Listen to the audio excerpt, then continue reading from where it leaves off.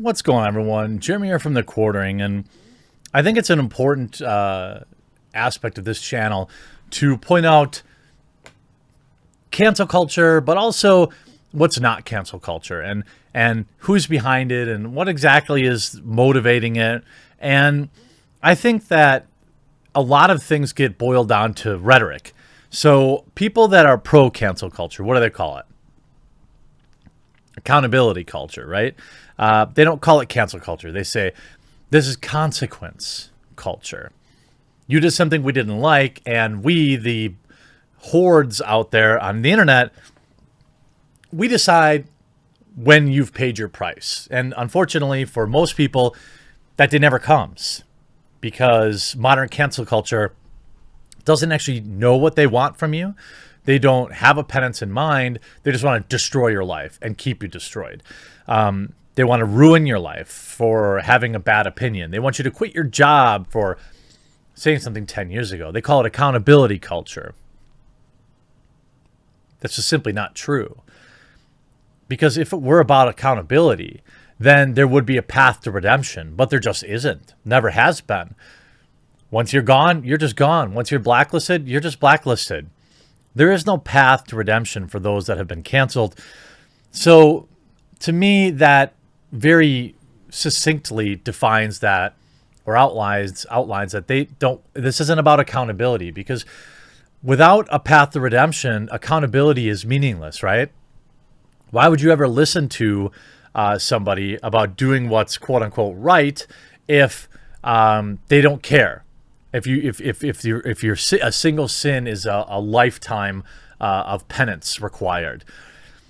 I've covered on this channel, lots of things with cancel culture. Sometimes I use the terminology, ironically, so-and-so was canceled in a video. But it's not all cancel culture, and people on both sides of the aisle often conflate this term or use this term incorrectly when it just fits their narrative. And again, both sides of the aisle partake in this. And also, huge YouTube sub purge, by the way. If you haven't yet, I hope today will be the day to earn your subscription. Please do click that red subscribe button down below. It'll be the only way you find my videos. And if you thought you were subscribed, just make sure you still are, because hundreds of people are getting unsubbed every day, and it has been happening for almost a week now. This morning on Steven Crowder's show, he talked about one of the companies that is kind of behind a lot of this cancel culture, and their name is Media Matters. You can see demonetized on YouTube, silenced on social media, but today we're taking on the cancelers themselves, the DNC's wingmen, Media Matters. So he talks about their definition of cancel culture. I'm more interested in my definition of it, and that is, when out groups who have no direct skin in the game get involved and try to ruin someone's life or end their business. This is cancel culture. When you set up a baker who doesn't want to bake your cake because they don't agree with your lifestyle, but it's all this op so you can raise money on a GoFundMe to go on vacation. That's cancel culture. Getting offended over things that have nothing to do with you and then demanding penance when none is owed to you individually. This is cancel culture. They talk about it's not just offensive jokes. It's not just opinions that are even not allowed to be expressed in the media or any of the big tech platforms today. It's not just that there's some of the opinions that are permissible and are only permissible to the person expressing them if they're the right race, gender, orientation, or BMI. It's the totality of the ever-changing rules, seemingly without rhyme or reason, designed to change at a moment's notice in order to box in our speech and separate us from each other. Yeah, I mean, I'd agree with that. Cancel culture is about control. It's about, it's like a religion. You must follow our core tenets. You must follow our rules, our commandments, lest you be canceled. So they break down wait, you're not allowed to make jokes about morbidly obese, even if said land whales are openly advocating for dangerous and unhealthy lifestyles, which fly in the opposition to the entirety of human medical and scientific literature on the issue of obesity and long-term health outcomes, or all-cause mortality, lest you be considered fat phobic, as an example. You know, I've talked about it. I've been really struggling with my weight in 2020, 2021. It's something I'm thinking about. Like, I'm not okay being overweight. I know that it's not healthy. There's a difference between promoting understanding that you could be healthier and not like being depressed about it. And then there's spreading misinformation that it's, hey, this is actually healthy. Don't worry about it. It's just society's problem. There are also lots of forbidden opinions. And we know, especially, any kind of skepticism around the COOF or the election or something like that. The trans community, these are all really, really hot button issues. And even if you have a valid point, it's almost become not worth talking about.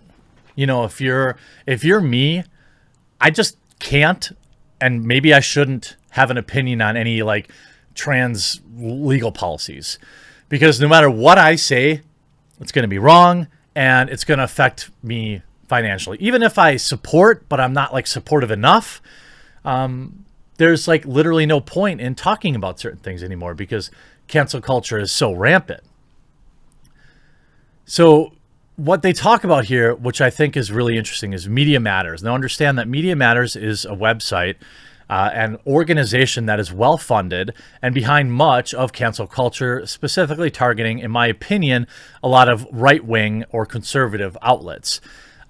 So Media Matters went after Steven Crowder's show. Here's a little about their company. It was founded in 2004 by David Brock, a former conservative turned radical leftist, with the help of John Podesta's Center for American Progress, source New York Times. Media Matters has an annual revenue of $14 million, with Brock paying himself a salary of $278,000 a year, source Charity Navigator. How is it possible when Media Matters only got 900,000 views in the entire month of February? Well, you compare that to monthly visits, like some other websites. Breitbart, 48 million. Louder with Crowder, 51 million. The Blaze, 12 million. Daily Mail, 300 million. Vox, 24 million. That's because Media Matters, despite masquerading to many as a website, is not a for-profit entity. It is registered with the IRS under the guise of being nonpartisan, nonprofit 501c.3, charitable institution. Brock actually has an army of these nonprofits, including a total of 7 nonprofits, 3 super PACs, 1 527 committee, 1 LLC, 1 joint fundraising committee, and 1 unregistered solicitor, often working together under the same roof, sharing office space and resources. Many even use the same telephone number. This via Citizens Audit. Some of these include the American Bridge 21st Century, a Democratic-aligned super PAC that spent more than $50 million in ads opposing President Donald Trump in 2020. The American Democracy Legal Fund, an organization that battles Republicans in court. In less than a year of operation, it's filed 15 complaints against Republicans and conservative groups. The Correct the Record super PAC that created the Trump Leaks campaign, offering financial rewards to people who provided them with videos of Trump acting in a non-presidential manner. According to Time magazine, Hillary Clinton called Brock after the election and suggested he find top litigators to do a pro bono work against Trump. Brock also reportedly spent $200K on an unsuccessful effort to bring forward accusations against Trump before the election. You're seeing kind of what's happening here, right? The picture, as it's painted at least, shows that Media Matters is anything but a bipartisan entity. They're certainly not acting that way. They've also taken quite a bit of money from Democratic big hitters. In 2007, Hillary Clinton bragged about helping found Media Matters, source YouTube, received $1 million from Mr. George.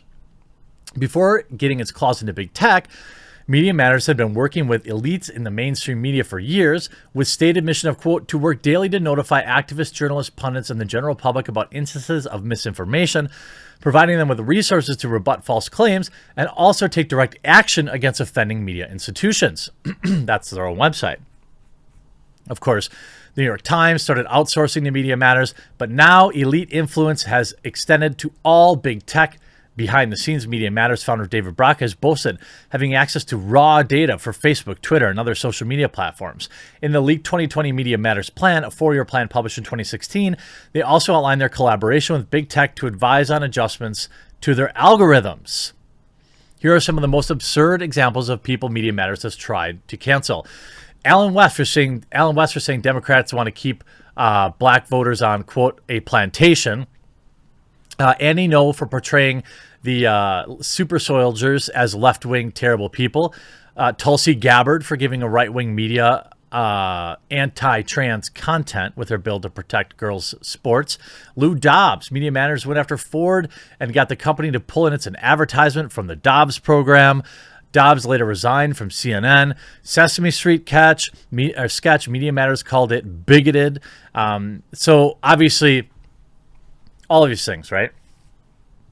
The thing is with Media Matters is that they aren't a bipartisan company. They are an extension of what it appears, at least in my opinion, is one side of the aisle. And when you see a company like Media Matters cited or getting themselves involved, I think it's safe to assume now that they are doing so for political agendas, at least in my opinion.